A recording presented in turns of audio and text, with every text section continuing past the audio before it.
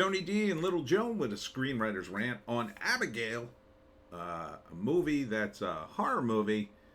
It starts out as one kind of movie, turns into another, and they kind of give it away in the trailer. What are you going to do? Smash like and subscribe? Thank you for smash liking and subscribing. Check out my books, links in the description. Comedy Horror in South Jersey. It's the Pineys, books 1 through 13, available at Amazon.com. Don't forget, Kindle Unlimited is free.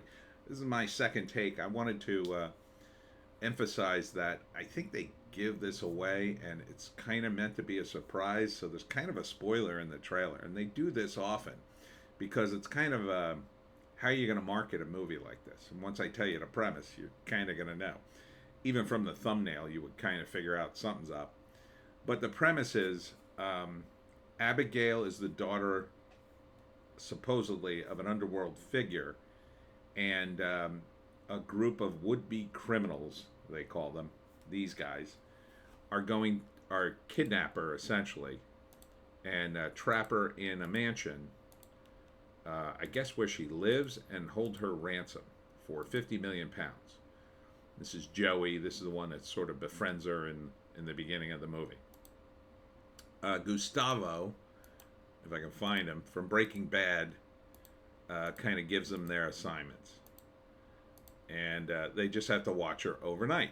Simple, right? So this is the first act, winding into it, Abigail doing her ballerina stuff, very innocent. The kidnappers coming in, taking over the house. I don't know, maybe killing some guards or whatever. And Gustavo saying, in 24 hours we'll have 50 million pounds. And they're like, oh, okay, great. This is all going to go to plan. I wonder if anybody's ever made a movie in which, a group of criminals had this incredible plan like this, and it just went off without a hitch, and that was the end of the movie. But, of course, it's not going to go as the plan. Oh, there's Gustavo. I was looking for him. He's a good actor. I suspect he's more of a cameo situation, extended cameo. So, the first act is the kidnapping. And then the second act is, one by one, some of these guys get killed. And at first it's kind of a mystery. But then quickly it's revealed that Abigail is killing them, because Abigail is not what she seems. And the house seals itself up and the people are trapped. And Abigail is a vampire, which they do show in the trailer. They show in the thumbnail. And she's going to kill them all after messing with them. So then the second act becomes cat and mouse game. Can these criminals fight them off? Now, this blonde girl, totally out of place here. Like, in a team of criminals, why is this blonde girl here? Doesn't seem like she has a good function in the team. If there was a situation, maybe she had to seduce someone. Maybe she's the computer expert. Maybe she's the one who's supposed to watch the kid and be nice to her, although Joey on the right seems to do that. She just seems to be a character. So, I don't know. It's a B movie, so it's horror with a little dash of comedy. So you can kind of forgive it, but I don't know if they're just jamming more women into the movie. But from the director of Ready or Not and Scream 6.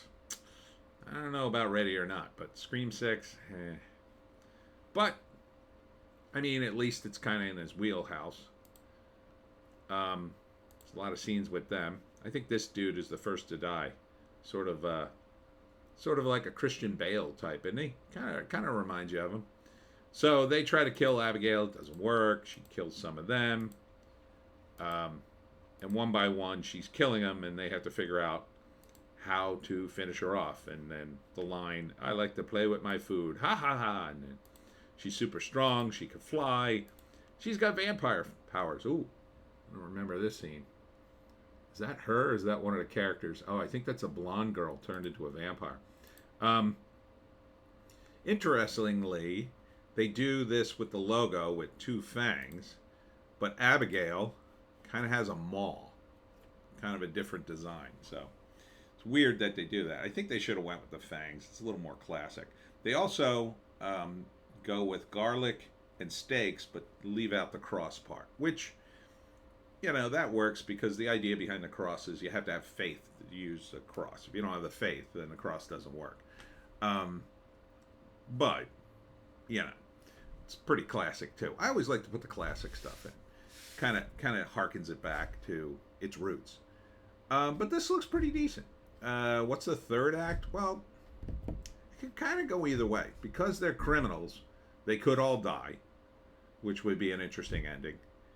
But Joey seems to be the protagonist. She seems like a nice person for a criminal.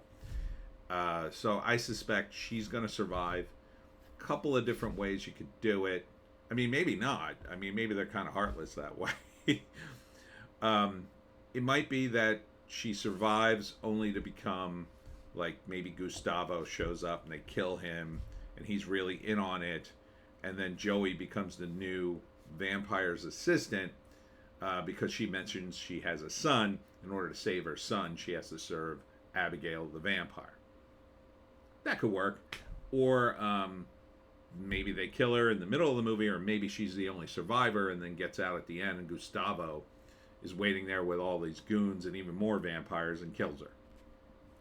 It's kind of hard to tell. It could go a lot of different ways, but I like the cut of its jib. It'll be a good tight 90.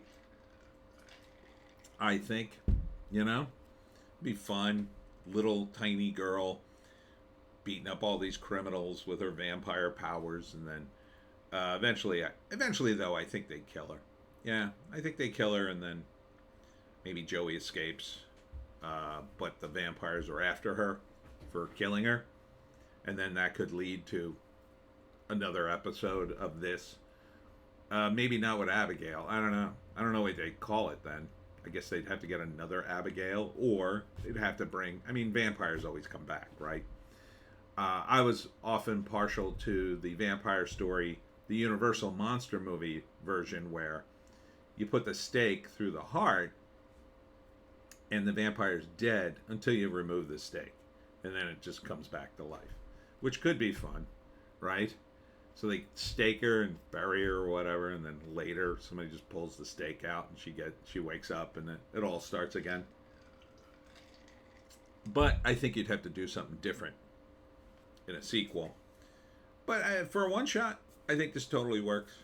I'd even go to the theaters to see this. Looks fun. You know, probably a matinee. Definitely on streaming. Feels like a February movie, you know. Feels like I could do well in that slot. Still cold enough. Be good time for a horror. By the time spring rolls around, I think people want generally happier movies, but this is kind of like right on the bubble because it's kind of happy in that, I mean, even though it's a horror movie, it's kind of funny because Abigail's supposed to be nice and little and feminine, and then she's just killing everybody, right? It's kind of like Megan. Yeah, Abigail.